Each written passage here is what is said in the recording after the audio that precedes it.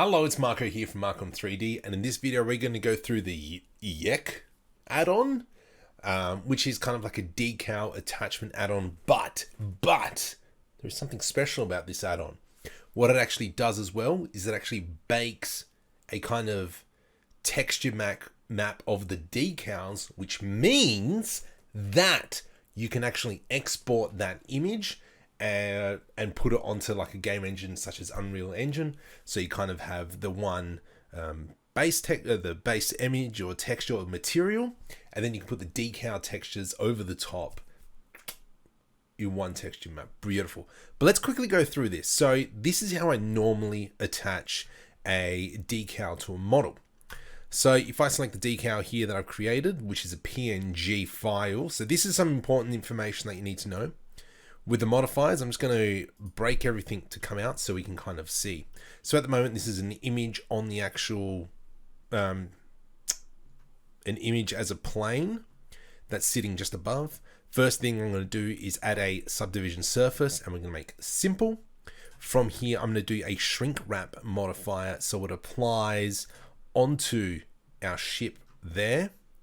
And then from here, what I'm just going to do is just offset it ever so slightly, 0.01, a little bit too much, 0.002, and there we go. So now that decal is sitting just above the model of the engine.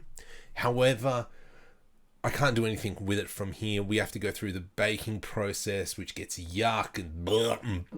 So now let's go ahead and use the Yeck add-on. So from here, I've got my cursor down the bottom there. I'm going to go Shift A, add in an empty and an empty image. So we're using kind of like a reference image. From here, let's click on the empty bit over here on the right-hand side, click open. And then I'm just going to quickly find one of my decals, which is, let's go this one. Let's go rotate Z 90 degrees, and I'm just going to kind of put it into place.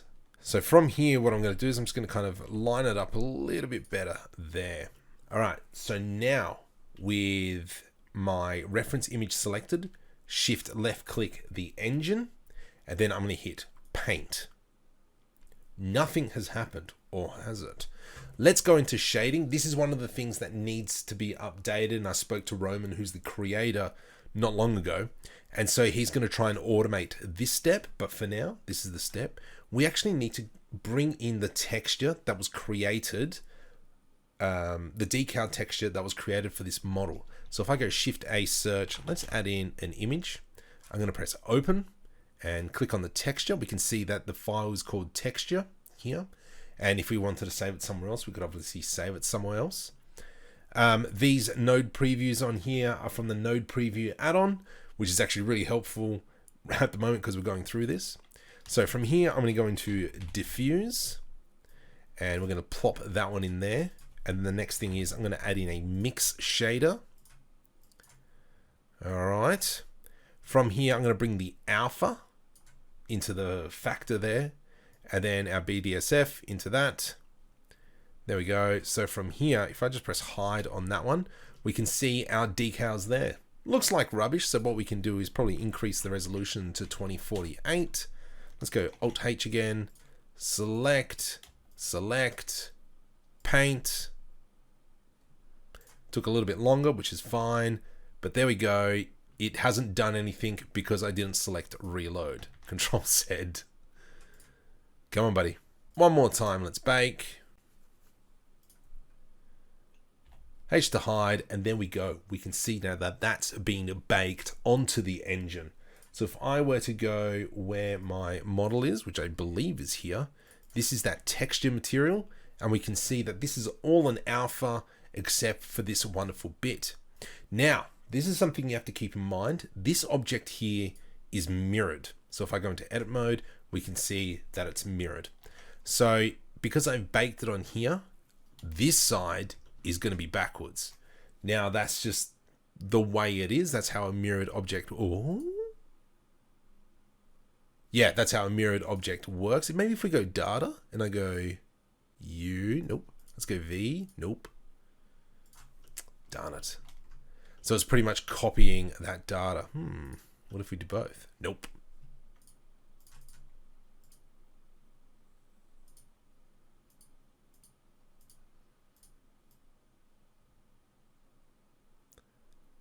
Oh no, there we go. We can kind of just move it back into position like so. What it's going to be like in a game engine, you might have to play around with that. So I'm just going to kind of line that up. Marinade. There we go. So now we've got that texture on both sides. How freaking schmick is that?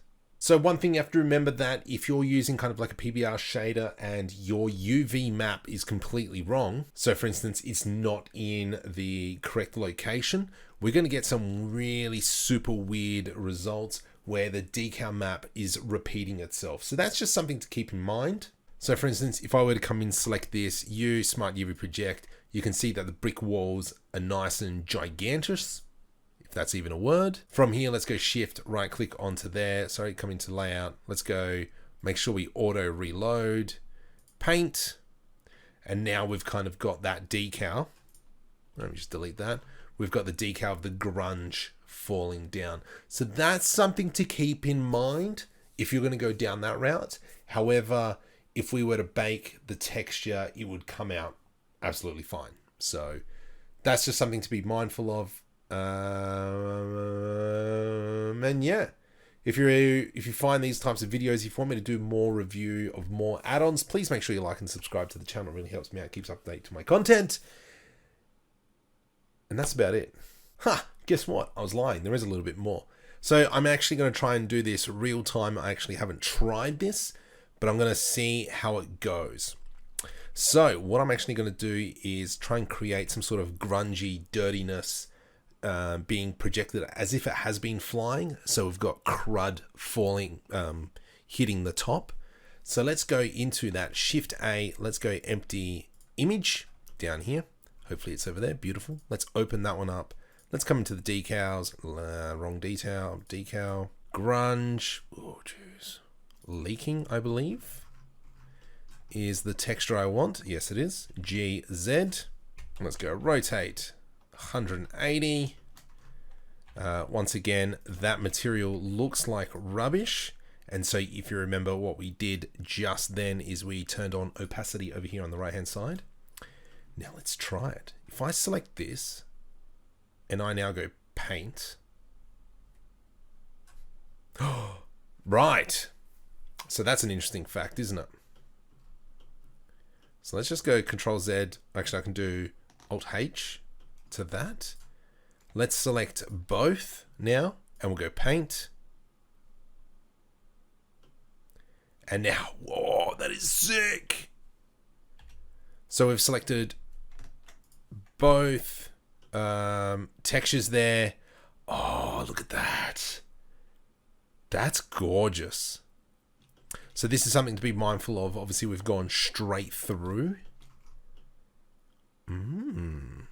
Interesting, isn't it? So it's projected all the way through. But we do have the problem of it not coming on the other side. So the question is do we then add two texture maps? Starts getting a bit yuck, doesn't it?